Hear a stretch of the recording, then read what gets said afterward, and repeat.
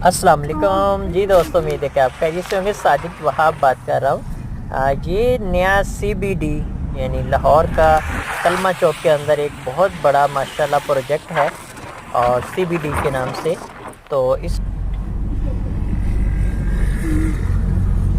New Lahore पापा, ये लाहौर बनाने में कितना ऑर्डर लगे होने हैं।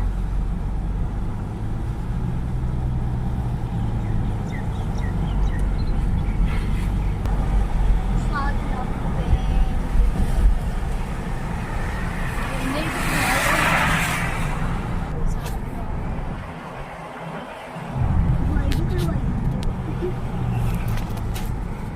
मुसा